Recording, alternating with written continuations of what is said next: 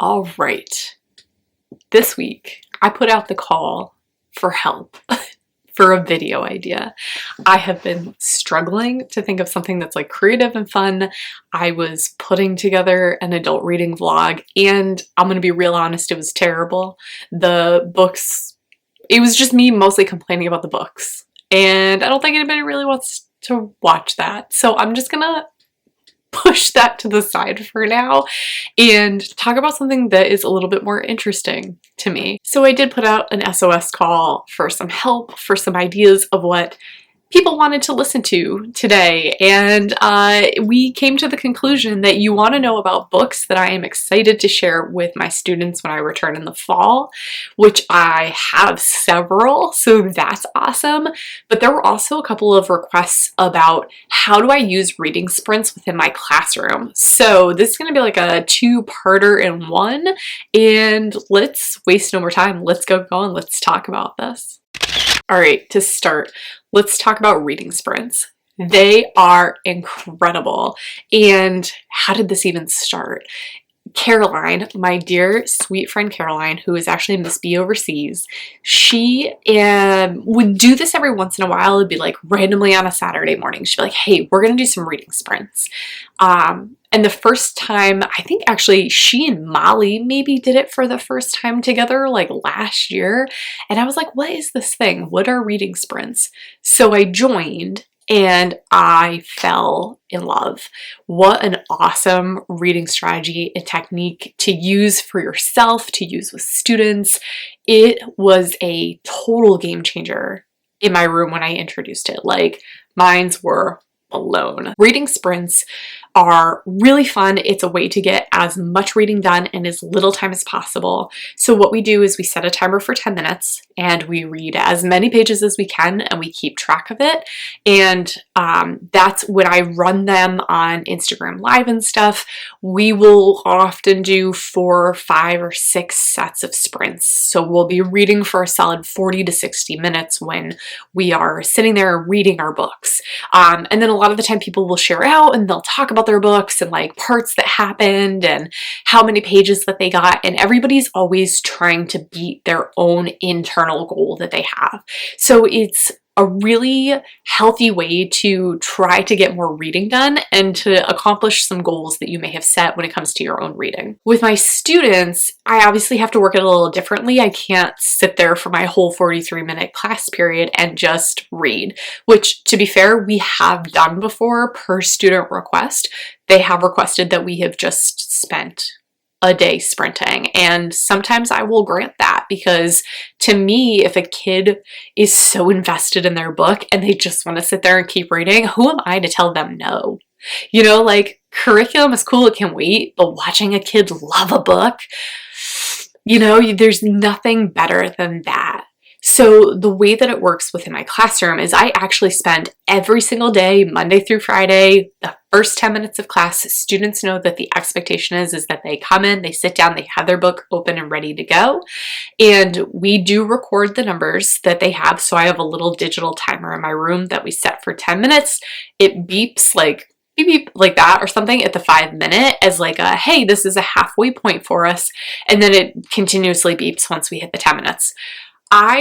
This past year, did a lot of reading with students.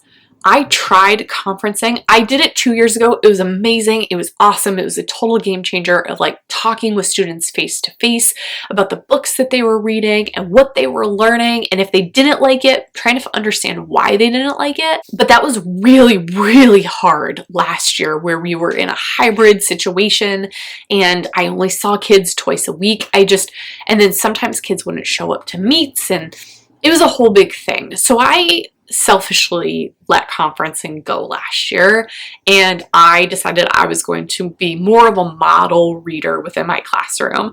So I incredibly selfishly also read for 10 minutes every single day last year. And I next year would like to find the perfect balance between being a model and really getting some of my own reading done and showing kids what I'm reading and talking with them about what I'm reading, while having that really awesome balance of conversation and getting to know them more on a personal reader level. It is such a community and relationship builder. Phenomenal. Absolutely suggest it if you have the ability to do so. So for our sprints, I will set the timer for 10 minutes. We will either all read together or I will pull kids in conference with them while the 10 minutes are going on. And at the end of the 10 minutes, I have them, they all have sticky notes. They like to use those. Sometimes they use bookmarks, but they'll go back and they'll count up how many pages that they read within 10 minutes. And we do keep a physical composition notebook. They record them. I did it one way last year, and I think I liked it. I'm changing it up just a tick for next year, but that'll kind of come out once we get into the school year in September. I'll explain a little bit more about my process. One thing that I do to motivate students to read is I don't ever want reading to be a full-on competition, but I do think a little healthy competition in the mix is really, really cool. So what we did last year was as a grade level, as a 7th grade level, on Fridays when kids would have their Friday feeling check-in form, they would document, they would go back through their notebook and they would count up how many pages that they had read in the week, and then they would document it. And then I would go through and I would add it up. And on our whiteboard, I kept a running list of how many pages we had read each week and whether that number had increased or decreased. Kids liked that challenge of trying to, as a community, beat that number. So it was never targeting one student over another. It was an entire grade level. And we would talk about it too if the numbers went down. Why did the number go down this week? Oh, we had Monday off for a holiday. So obviously the number is going to go down a little bit more. It's really an honor system. I know that question, I get that question a lot. It comes up. How do you trust kids? You just got to trust them. By modeling and by having those conferences, you really build that trust, that reader communication trust that's so vital in the classroom. And when you let kids know that choice and reading and choice reading is a priority in this room and that's like what you do, they kids always come in the beginning of the year and they are so hesitant about reading, and it takes a lot of building and loving and showing and demonstrating and talking with them and helping them find something that they really enjoy. So often kids come into my room and they hate reading because they haven't been allowed to read something that they want to read in so stinking long. So for them to have open choice, you want to read a thriller, you go get it. You want to read a nonfiction, it's on the shelf for you. You want to read sports books, go for it. I don't care. As long as you are reading something that you want to read and that you are going to love. Something else that I do a lot of is we book talk. Very quick, 2 minutes. Hey, I'm reading this. This is what it's about. I think that some of you would really love it. It's pretty phenomenal. Why don't you check it out? I will have kids waiting for books for months to get their hands on a copy of a book because it just can't stay on the shelf. Book talks are huge. Having kids do book talks, even at the end of a reading sprint, having them turn and talk with someone near them and just briefly explaining what their book is about or about the conflict in there or about something really cool that happened or a particular quote that they really loved. That gives ownership of the student over the book that they're reading.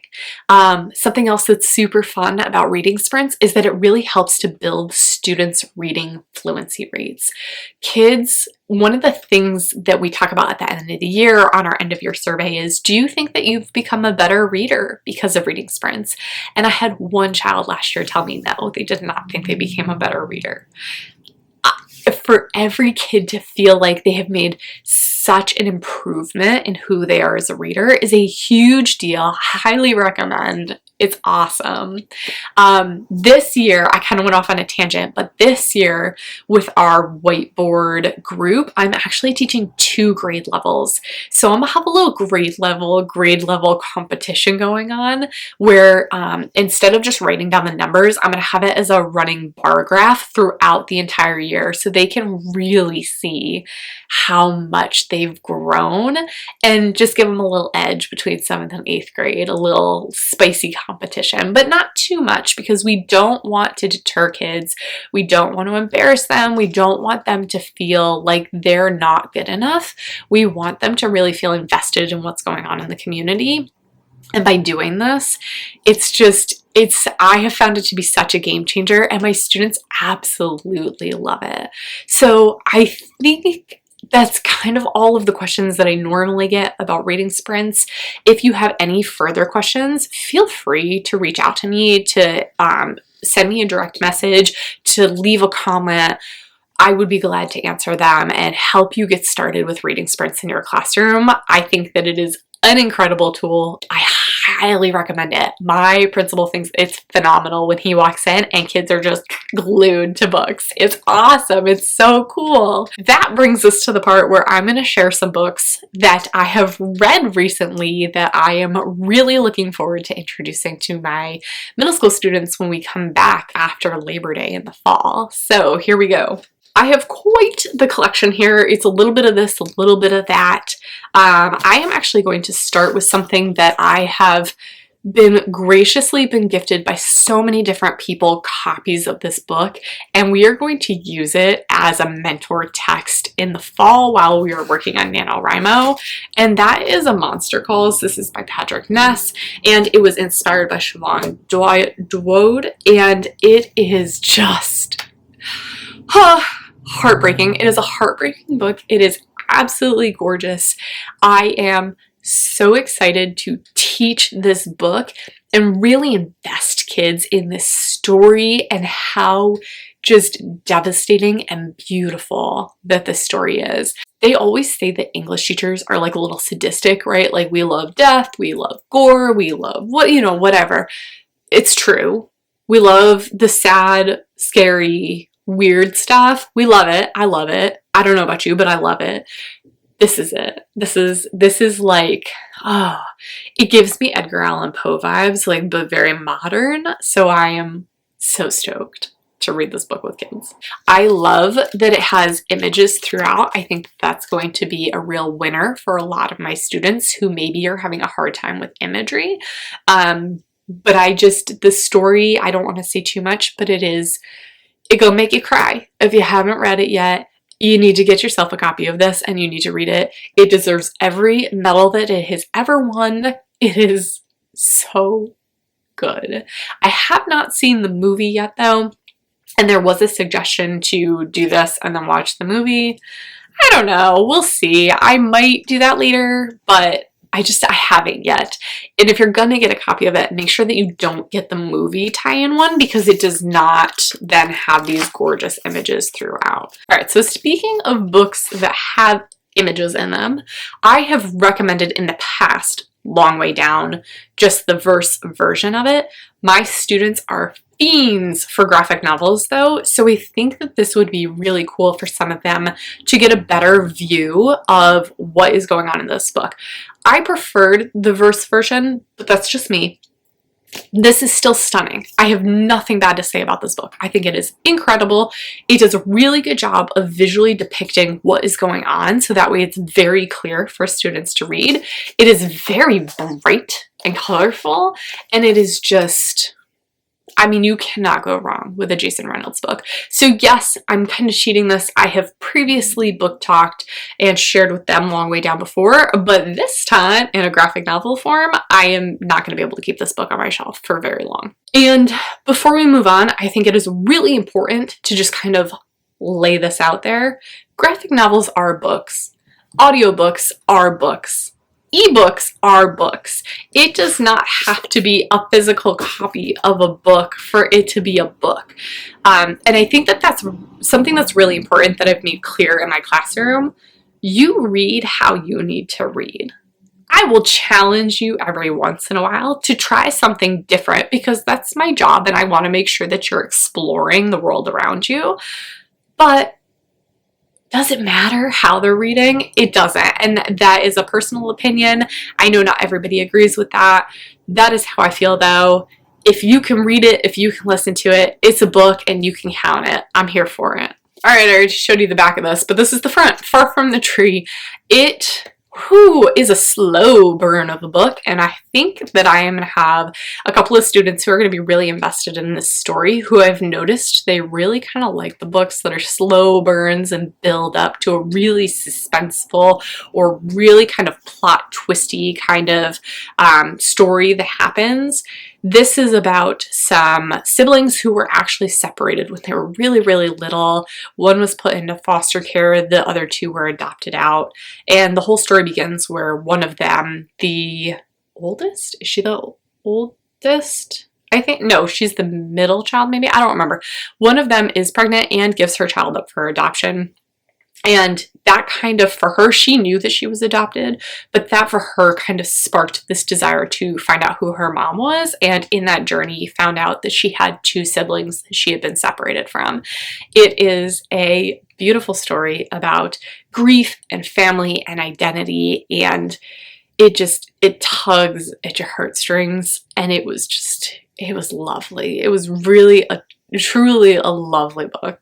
Up next, I have Be Not Far From Me by Mindy McGinnis, and I still don't really know how I feel about this book. I'm slightly terrified about it. I marked it up for when we were reading it for the Pop Sugar Reading Challenge. It has some parts that just are cringeworthy, and it's not bad, it's survival cringeworthy, like, could I really do that if I were in her shoes kind of cringeworthy, and you're going, wow, I can't believe you made that decision, it was probably the right decision, but wow. I have several students who enjoy suspense. They want that action-packed book. This has it. It was a fast read. I devoured it, though I felt very ill at a couple of parts throughout it. It is Hatchet meets Wild. It is about a girl who gets lost in the woods, and she is very comfortable in the woods. She grew up in the woods, but she has had a couple of beverages, and it is late at night. She catches her boyfriend cheating on her, and she just kind of falls down a ravine. And then the next morning she wakes up and realizes that pretty much everyone is gone, and she needs to figure out where she is. She has no supplies. She doesn't have any shoes. And then it goes from bad to worse very quickly. So it is good. It is good. And I think that a lot of students would enjoy this because it is so action-packed and it is very fast-paced. This is like one of my favorite books of this year so far. It is The Edge of Anything. It is by Nora Shalloway Carpenter, and it is all about mental health. It is an incredible story about two girls who are both suffering from different mental health aspects in their life, where they have come on, I would say, relatively suddenly for one. The other, it has kind of been there and has been progressing, but they meet, like, they go to school together, but they meet unintentionally, and they form this really uncanny friendship. And it grows from there as they're trying to help each other through these traumatic events that they both have experienced, and to help each other move forward. And it's a really sweet story. I really enjoyed it. I loved seeing the different characters' perspectives in here. And I think it's just something that's really, really important to include in classroom libraries, is the conversation about mental health and how it is okay to talk about these things. You don't have to internalize them. Talking about them, finding strategies that work, that benefit you and help you. It's a gorgeous read. It was a beautiful story, and I absolutely loved it. So I'm looking forward to sharing this one with my students as well.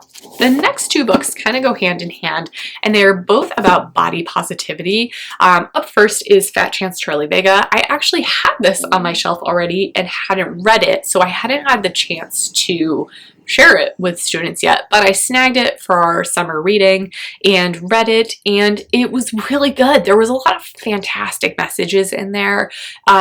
I think it was, even though it's about a high school student, it was incredibly appropriate for middle school students as well. The story was mostly realistic, but at the same time, there were with both of these stories that I'm going to share, there were things that were said to the characters that were just, they were malicious. And I took a step back and said, do human beings really say this kind of stuff to each other? And unfortunately, they do. You know, it kind of goes to show you that how we treat people who are different, and especially if they can't help it, it just is mind-blowing the way that people can be treated and mistreated, I guess is a better word for it. I think body positivity is something that is incredibly important that we need to be talking about with our students. Peer pressure and media are far too prevalent in their lives, and the messages that they often see are not always portrayed as body positive. So I think it's really important to share Charlie's story, and it is important to share Ellie's story in Starfish. This is actually written in verse, where this is written in prose. This is by Lisa Phipps. I believe this is a debut novel. I want to say it is. Yes, it is a debut novel, and it was a very fast read. I think I read it in a day, maybe a day and a half. This is actually about an 11-year-old who is, you know, medically considered obese, and her mom is putting a lot of pressure on her to do the bariatric surgery, and she doesn't want that. She feels fine with who she is. She does not want to diet. She just wants to be comfortable in her own skin, and she wants to be accepted by her mom and people around her. This is another book where people had very cruel things to say to the character, and there is a section at the back of this book where the author actually acknowledges the fact that people think the author is making up these things to be really dramatic in the book. And she said, no, that's not true. At some point in my life, these things were said to me. And that just like tears me apart that people would be so cruel to other people.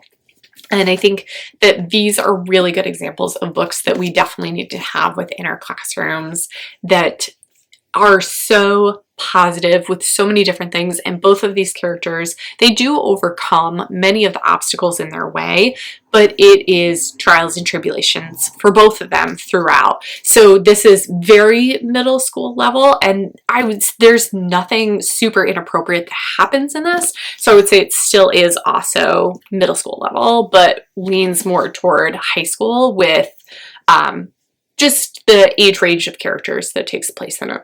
All right, last but certainly not least is another book in verse that I read. It is actually another survival book, and it is The Canons Edge by Dusty Bowling. Holy smokes, what a book. This is another one that I absolutely flew through. It was just so powerful, and it's another great conversation piece too about mental health. In the story, the protagonist's mom has been dead for a full year. She was shot and killed at a mass shooting in a restaurant, and she and her dad, the protagonist and her dad, have really suffered. It has been very traumatic for them. It has been a very hard post experience. Her dad has kind of cloistered her more and more and protected her more. He has refused to let her reattend school. So they go, his thought pretty much is, the further away from human beings, the better, the less chance there is of something happening to you. So they go on a hiking trip, a climbing trip, just like they used to when her mom was alive, and things go south. They get separated, and it becomes this adventure, this need to survive and to find each other again, or else she's lost both parents at that point. It was another heartbreaking book. There were so many beautiful pieces and passages within here. There were different types of poetry that was used throughout. It was really another heartfelt read, and really, really fast-paced. So I think that a lot of students would actually enjoy this, even though it is written in verse. I think they can relate a lot to the protagonist. All right, and I present to you two cats. I didn't even know that Ollie was there this whole time, so I knew that he was there because he keeps bouncing up and down. I had no idea. It's fine. Right. I present to you the final list of things that I have read this summer that I am very excited to share with my students when we return in the fall. There are 2, 4, 6, 8 titles so far that I have read that I'm ready. My book talk is like set for the first 2 weeks of school at this point. I am ready to rock and roll and get this going. Thank you so much for sticking around and watching this. I really hope that if you haven't had the chance to try reading sprints within your classroom yet, that you try them this year, even if it's like only a couple of times a week, or if you pick 1 day a week and you do 3 sprints and have them work through an ELA standard. There are some amazing people who have done amazing things out there with reading sprints. My friend Sandy always has great ideas. My friend Molly always has great ideas. It's just a really fun way to try to get students a little bit more engaged in their own reading and to give them their own choice back in what they're reading. That was a little lengthy. I hope that that's fine. I would love to hear from you if you have used reading sprints before in your classroom, or if you haven't and how you're planning on trying to use them this year. Of course, if you have questions about how to utilize it, please reach out. I would be glad to work with you and help you get it set up in your own classroom. I have had so much success with it, and I think that I could talk about it all day, honestly. I probably could have made a 2-hour-long video talking about reading sprints, but I'm gonna rein myself in. Please comment, DM me, let's chat, let's get you set up, let's talk about it, about how you want to use reading sprints with your students and to encourage them to become lovers of books once again. That is it for this video. Thank you so much as always for sticking around and watching, and I hope that you enjoyed this, and I will see you again in the next video. Bye!